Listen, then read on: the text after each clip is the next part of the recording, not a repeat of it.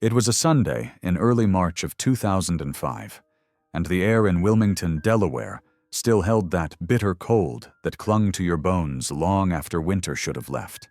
Inside a modest two-story house on the corner of East 12th Street, Rachel Whitman stood in the kitchen, wiping her hands on a dish towel that had seen better days. She weighed close to 300 pounds, and every pound was a silent witness to the years she had spent swallowing her pain with food. She was 34, soft-spoken, with deep brown eyes that used to shine but had long since dimmed. Rachel wasn't just heavy, she was invisible. "Mornin', Rachel," barked Marge Whitman, her mother-in-law, walking in without knocking, like she always did. She was the kind of woman who wore pearl earrings to the grocery store and never missed a chance to remind you she married into money. Rachel forced a smile. "Morning. You really gonna serve those biscuits with that much butter? No wonder you're still waddling around like a damn whale," Marge scoffed, eyes sharp like knives. Rachel said nothing. She never did. Her husband Daniel walked in a moment later, buttoning his shirt. "Ma, don't start." Marge waved him off. "I'm just saying the truth. If she cared about her health, or her husband, she'd do something about it. What kind of wife lets herself go like that?" Rachel blinked back tears. Again. She'd heard it so many times it echoed in her sleep. She turned back to the stove, heart pounding, cheeks burning. She thought about her wedding day 8 years ago, when Daniel called her beautiful and promised to protect her. Those words had faded faster than the honeymoon tan. Later that day, they all sat at the dining table. Rachel barely touched her plate. Marge reached for another dinner roll, pausing only to throw another jab. "You know, Daniel," she said, sipping her iced tea, "men in your position, stable job, decent money, could have anyone. You ever think about that?" Rachel dropped her fork. The clang of metal against porcelain broke the silence. Daniel stayed quiet, and that silence hurt more than the insult. Rachel excused herself. She walked to the bathroom, locked the door, and stared at herself in the mirror. The light flickered above her, casting shadows across her face. She touched her belly, her arms, the stretch marks across her hips, and then, without warning, the tears came fast, hot, and violent, not because she hated her body, but because no one saw the woman inside it. That night, after everyone had left, Daniel sat watching a basketball game. Rachel approached him slowly. "Daniel," she said, voice trembling, "do you still love me?" He didn't answer at first, just kept watching the screen. Then he muttered, "I don't know, Rach. I miss who you used to be." She didn't respond. She just nodded and went upstairs. She lay in bed alone that night, listening to the wind outside and the silence beside her. And for the first time, not in anger, but in quiet clarity, Rachel knew she had to change.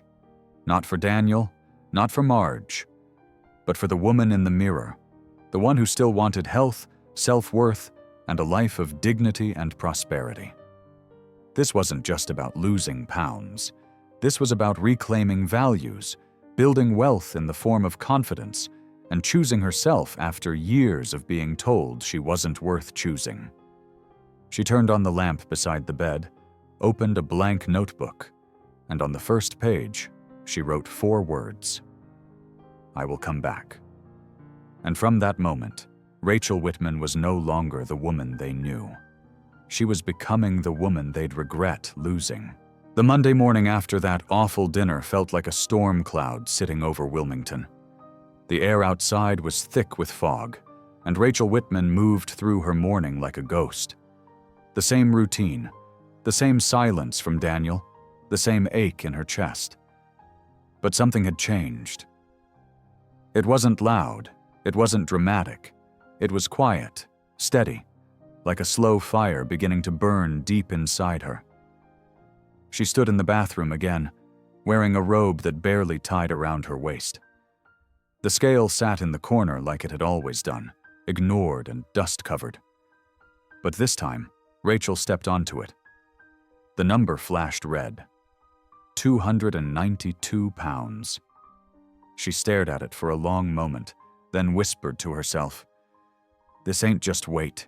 This is every insult I swallowed, every time I let someone treat me like I was less." Rachel didn't want revenge. Not then. She wanted freedom, health, self-respect, prosperity, not just in money, but in how she lived her days.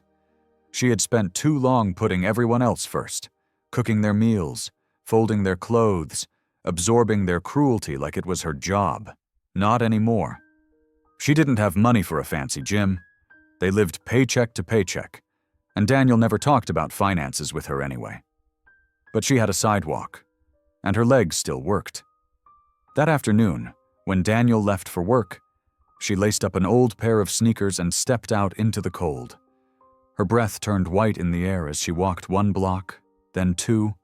Her thighs ached, her lungs burned. She felt heavy, slow, ashamed.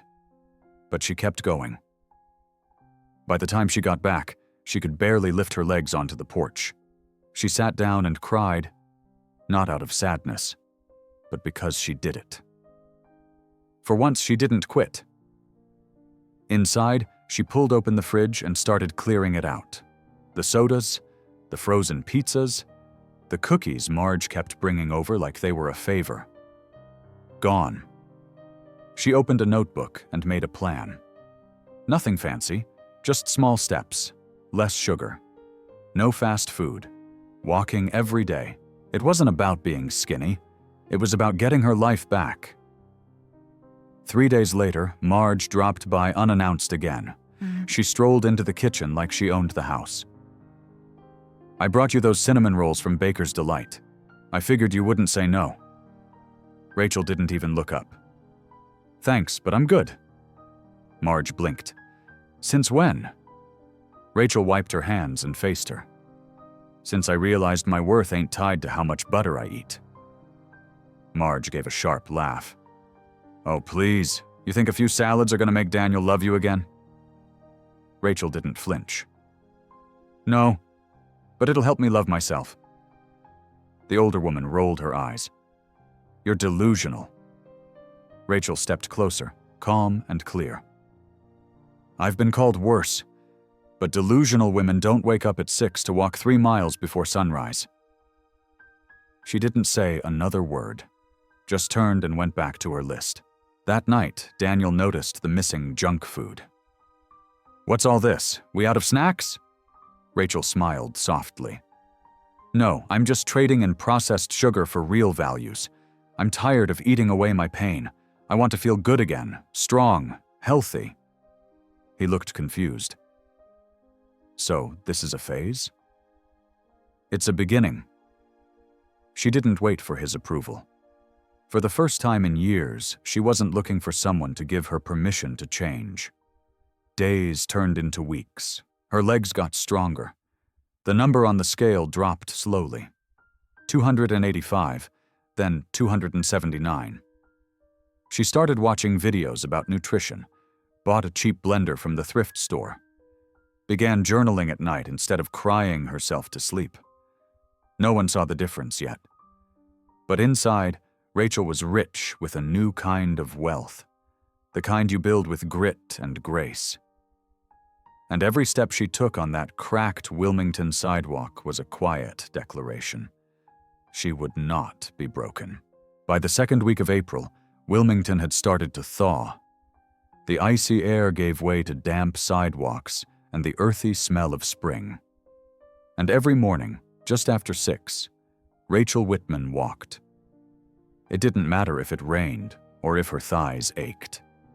She wrapped an old hoodie around her body, tied her shoelaces tight, and walked the quiet streets of her hometown, where she was born and where she now chose to be reborn. She didn't tell anyone about the number on the scale, but it was moving.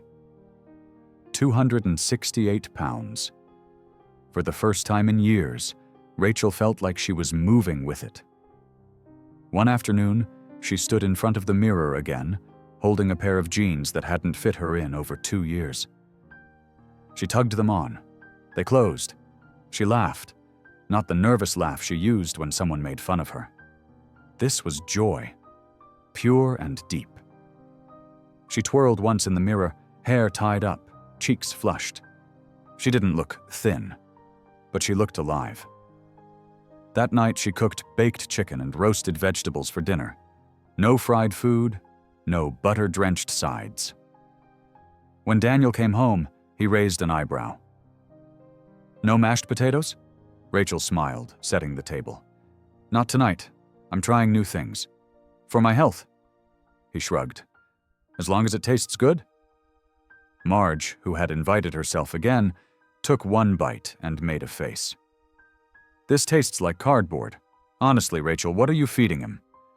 Rachel wiped her hands and sat down. Calm. Collected.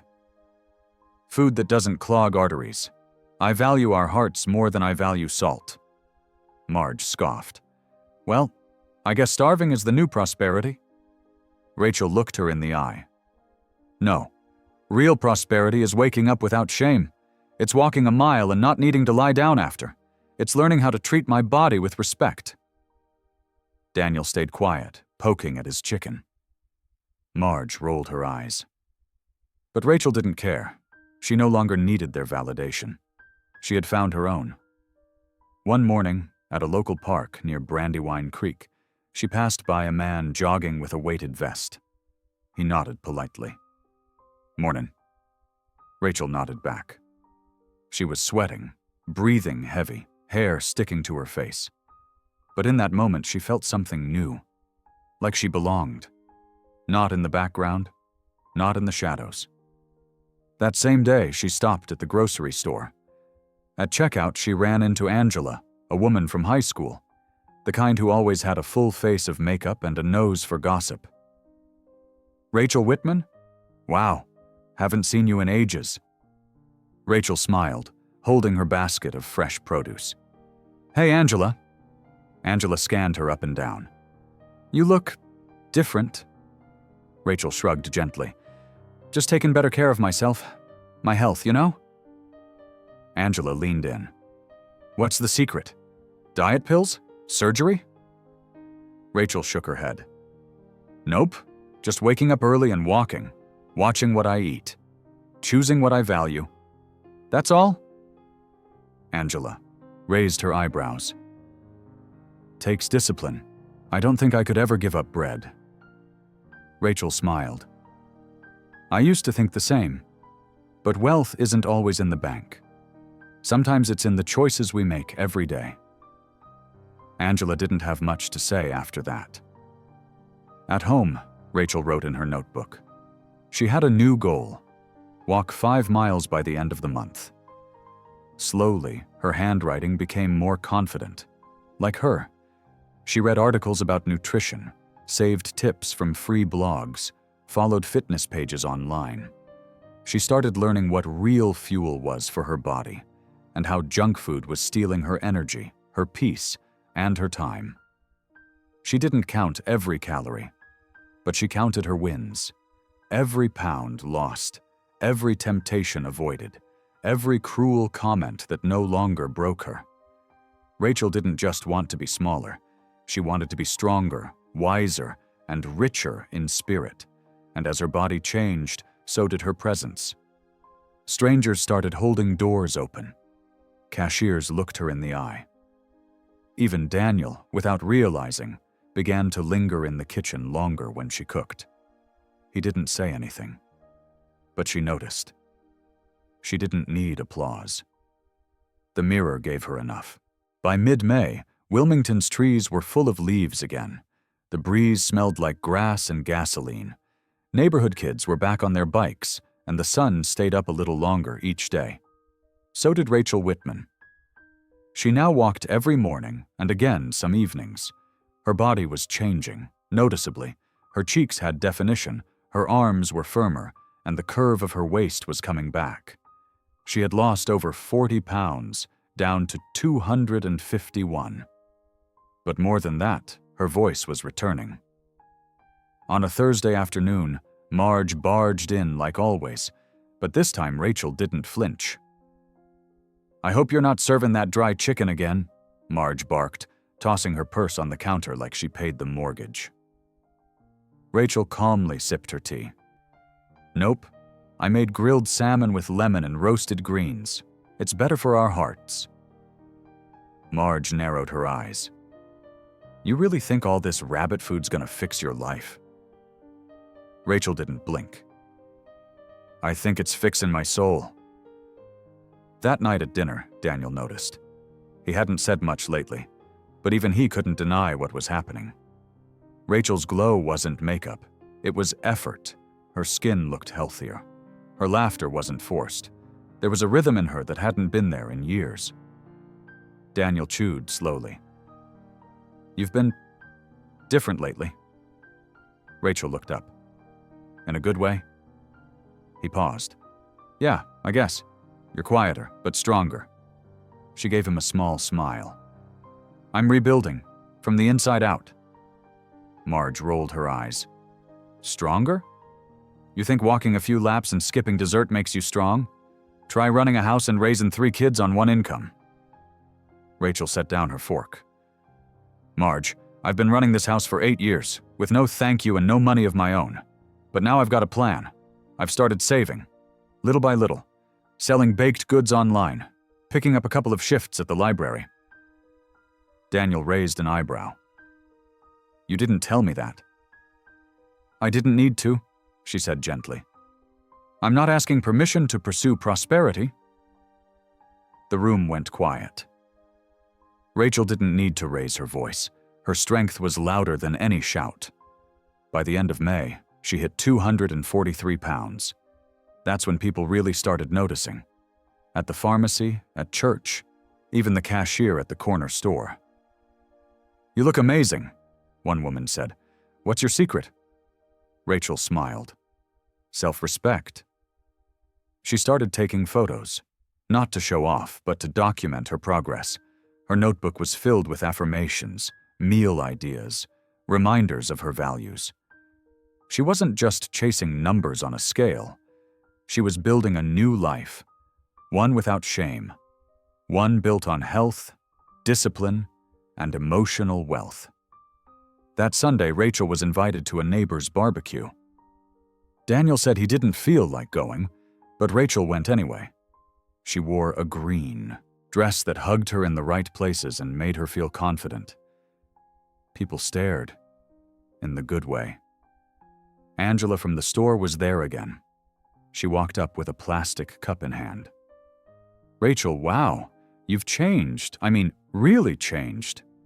Rachel laughed softly. "Inside and out." Angela smirked. "Bet your husband's finally paying attention now, huh?" Rachel's face didn't change. "This ain't about Daniel. This is about me, for once." Angela blinked. "Well, it's working. You look like you got money now."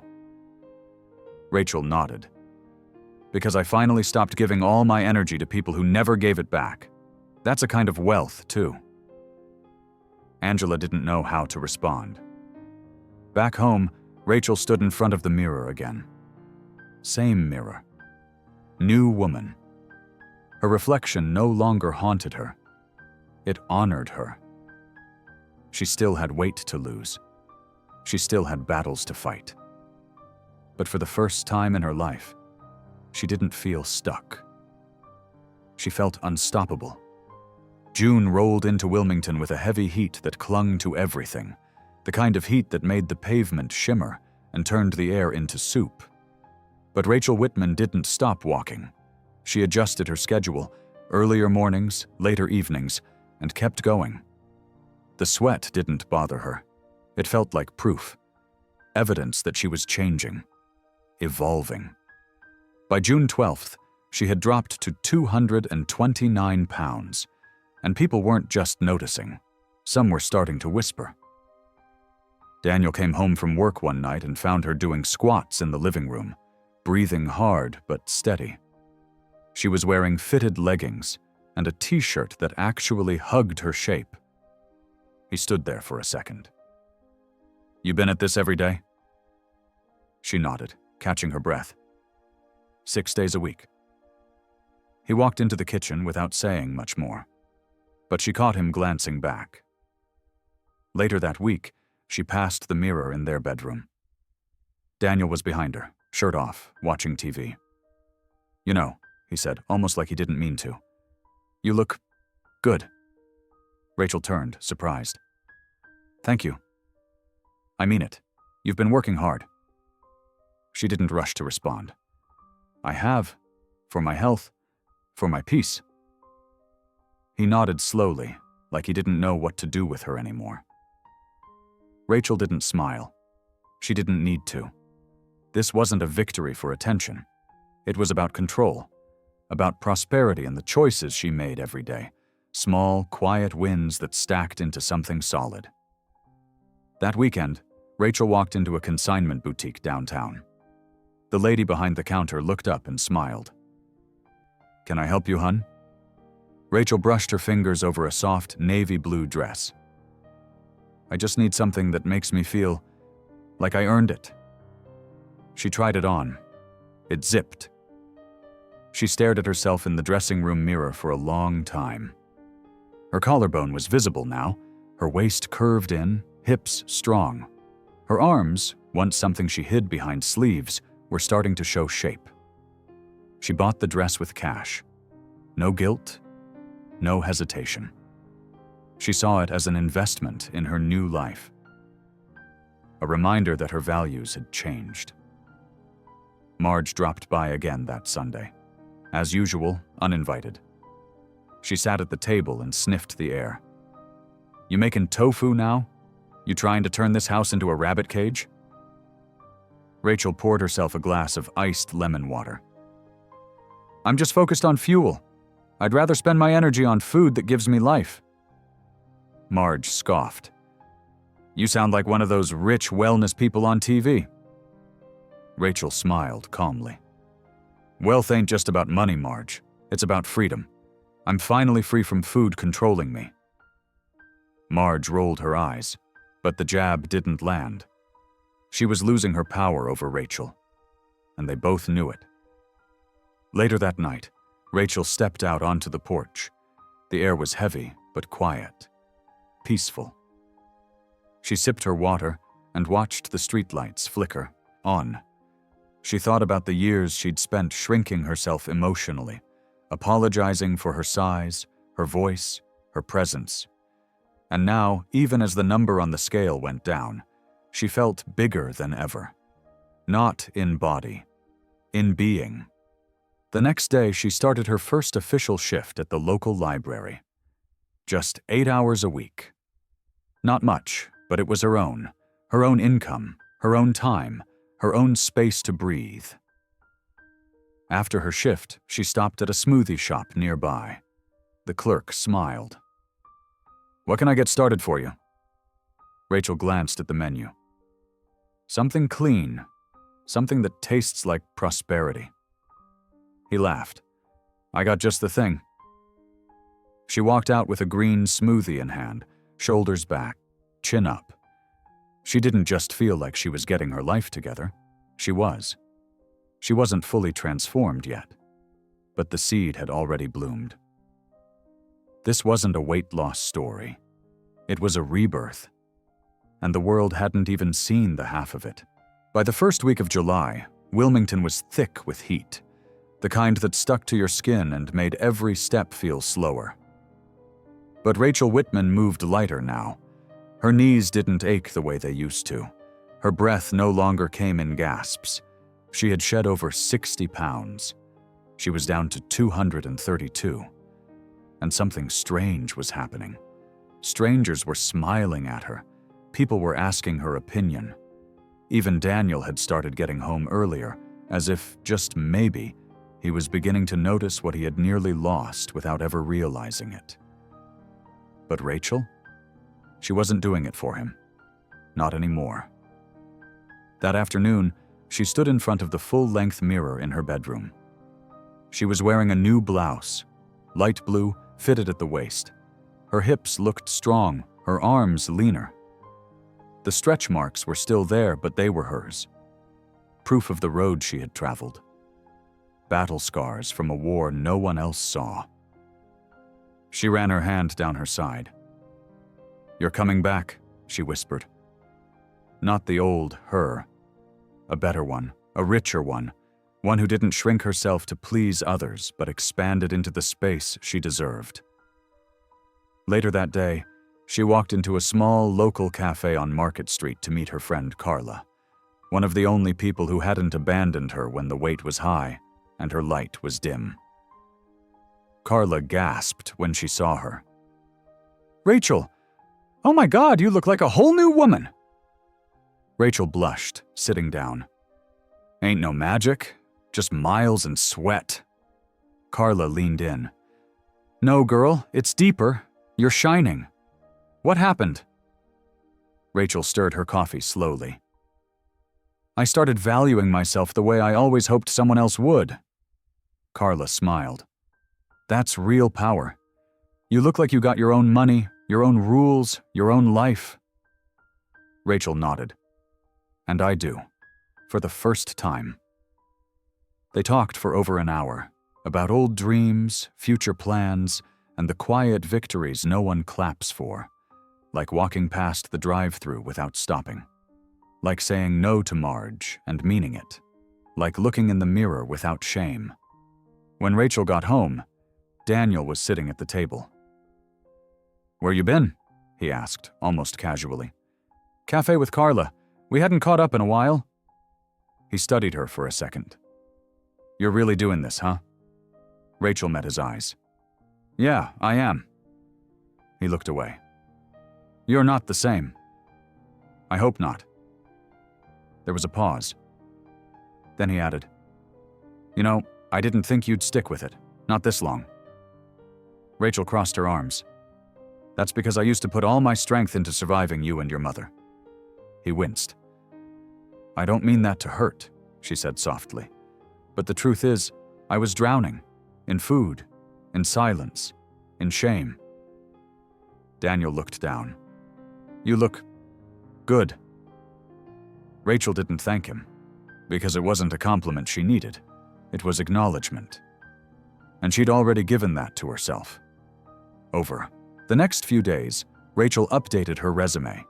She found a part-time admin position at a local non-profit focused on community health. It paid modestly, but it was her own income. No permission needed. No explaining herself. At her first staff meeting, she was introduced as a bright new addition with a passion for wellness and values that align with our mission. Rachel almost teared up. She hadn't heard someone speak about her with pride in years. On the walk home, she passed by a clothing boutique and saw her reflection in the window. It caught her off guard, because she didn't recognize that woman right away. Confident, composed, radiating quiet prosperity. She stood there, hand on her hip, and smiled. And in that moment she realized she hadn't just changed her body. She'd rewritten her story. By the end of August, Wilmington felt like it was melting under the sun. But inside Rachel Whitman, it was spring. New life, new rhythm, new fire. She now weighed 160 pounds, 132 pounds down. But the most noticeable thing about her wasn't the number. It was the way she walked into a room, like she belonged. And everyone saw it, including Daniel, including Marge. It was a Friday afternoon when the invitation came, a family gathering for Daniel's cousin's promotion, at the Olive Branch, an upscale restaurant in town. Rachel hadn't been out to something like that in years, not since the wedding of Daniel's sister, where she'd been shoved into a corner, humiliated by comments about her dress size and plate. "Are you sure you want to go?" Daniel asked, watching her zip up a sleek black dress that hugged her new shape in all the right places. Rachel turned, chin up. "Absolutely." The restaurant was buzzing when they arrived. Big windows, golden light, soft jazz in the background. Rachel walked in first. Heads turned. People squinted, trying to place her. Some gasped when they realized. Marge was already seated. Her mouth actually dropped open when she saw Rachel. "Is that—" Daniel blinked. "That's Rachel." He looked like he'd seen a ghost. Rachel walked with grace, shoulders back, her hair pulled into a soft wave, her makeup light but flawless. Not a single part of her looked desperate for approval. She carried herself like a woman who had found her values and wasn't about to lower them ever again. When she reached the table, Marge finally spoke. "Oh my lord, Rachel, you look healthy," Rachel offered, with a warm smile. Marge stammered. "Well, yes, but how? I mean, you look like you've come into some serious wealth." Rachel laughed, soft and controlled. "I did, just not the kind you're used to chasing." Marge looked confused. "Excuse me?" "I invested in myself, my health, my peace, my future."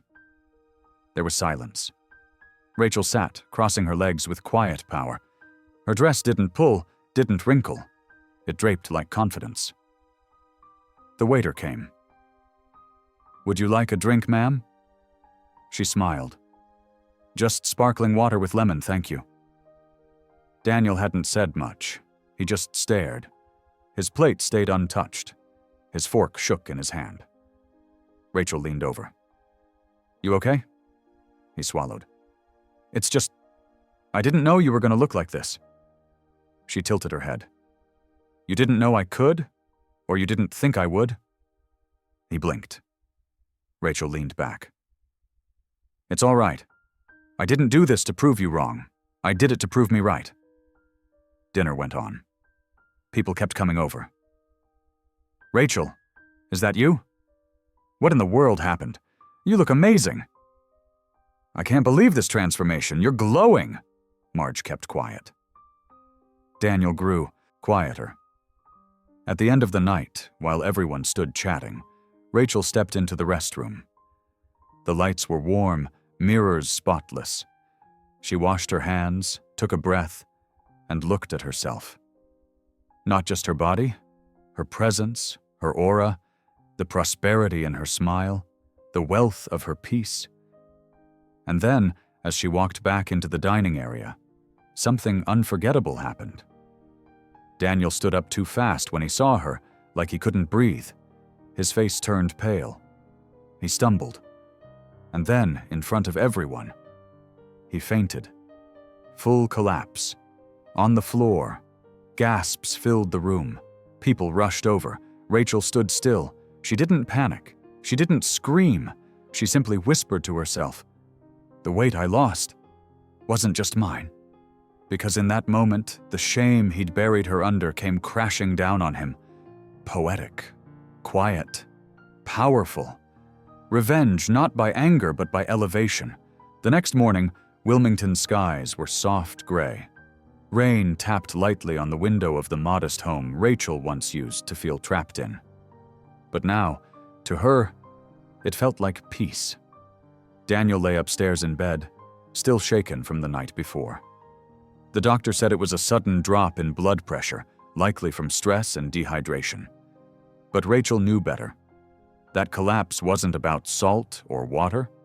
It was about shame, about regret, and about the moment a man was forced to see the woman he'd ignored rise into someone too powerful to dismiss. Rachel sat at the kitchen table, sipping herbal tea, her body wrapped in a soft robe. She looked different, yes. But what changed most was invisible, etched deep into her presence. She was no longer trying to be loved. She was already in love with herself. A knock at the door. She opened it to find Marge, standing with a bakery box in hand. Rachel raised an eyebrow. "Let me guess, cinnamon rolls?" Marge looked down. "I figured maybe we could talk." Rachel stepped aside. "Sure, but you won't need those." They sat across from each other. The tension between them had shifted. Marge's sharpness had dulled. Rachel's softness had gained steel. "I owe you an apology," Marge started. "I was cruel. I treated you like your worth was tied to a number. And I was wrong." Rachel didn't interrupt. She let the silence hold Marge accountable. "I used to think if a woman didn't look a certain way, she didn't deserve a good life, or a good man. But watching you change, you've made me see how ugly that thinking is." Rachel finally spoke. "The weight I carried wasn't just on my body. It was in the way people like you treated me. Every insult, every jab, it piled up." Marge nodded, ashamed. "I see that now." Rachel looked her in the eye. "I'm not asking for anything from you. Not forgiveness, not friendship. But I do want you to know, I forgive you. Because carrying your hate would only slow me down. That was the real wealth. Freedom from bitterness." That afternoon, Rachel packed a small overnight bag. She booked herself a solo stay at a spa hotel down by Rehoboth Beach. Not because she needed to escape, but because she'd earned rest. She took time for herself now. She invested in her mental health, her peace, and her space. On the way there, she played old songs she hadn't listened to in years, music from when she still believed in herself. She rolled the windows down, let the wind lift her hair, and smiled without trying. She arrived, checked in, and walked through the lobby like she owned it. The receptionist complimented her skin, asked what she used. "Water, sleep, and cutting toxic people out," Rachel replied with a wink. That night, wrapped in a hotel robe, Rachel sat on the balcony overlooking the ocean.